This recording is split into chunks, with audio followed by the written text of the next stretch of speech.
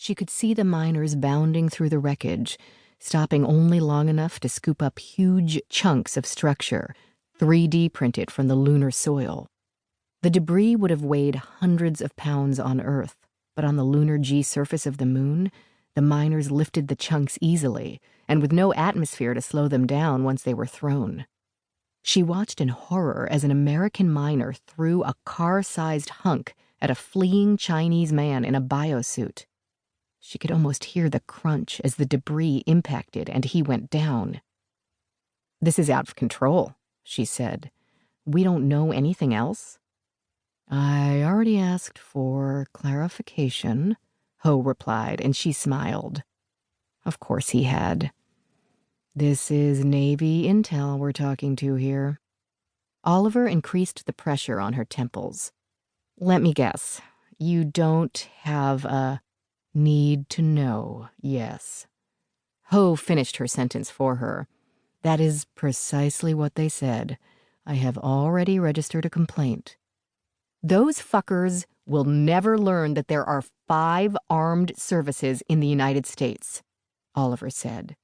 "Have you reached out to the LDPD?" Ho stepped over to the screen, moving with a dancer's grace despite the spin gravity forcing a slight lean. His body was so long and thin he looked made of stretchable plastic. He tapped the monitor with a slender finger. "See that?" "That," Jane leaned closer, squinting at a jumble of twisted metal in the middle of the riot. "Is that another smashed hab? A vehicle park?" "That's the Regional Communications Array," Ho said. "They're bringing the backup online, but it'll be a minute." She looked up at the radar just as the watchstander opened his mouth to speak. "Thanks, BM3, she cut him off. "I see."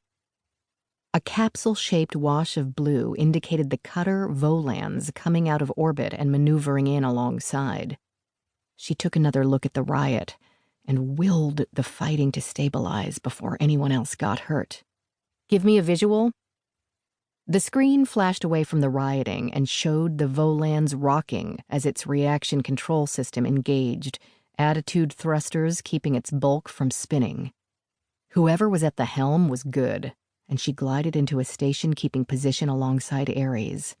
At 378 feet, the Constellation-class cutters were the biggest ships the Coast Guard had, but Oliver knew they would be dwarfed even by the smaller Navy frigates.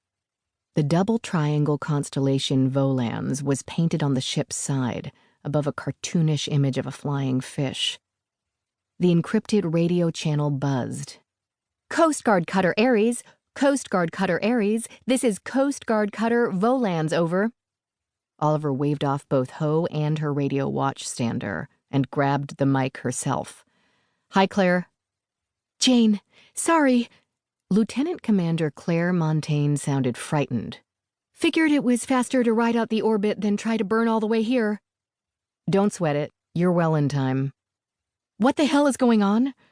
"Nobody knows.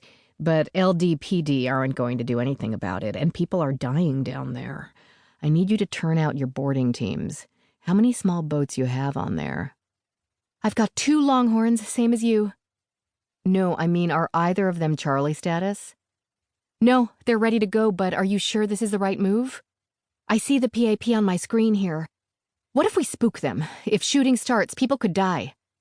"If you see the PAP on the screen, then you also see the riot, and you know that people are dying right now while we sit here jaw-jacking.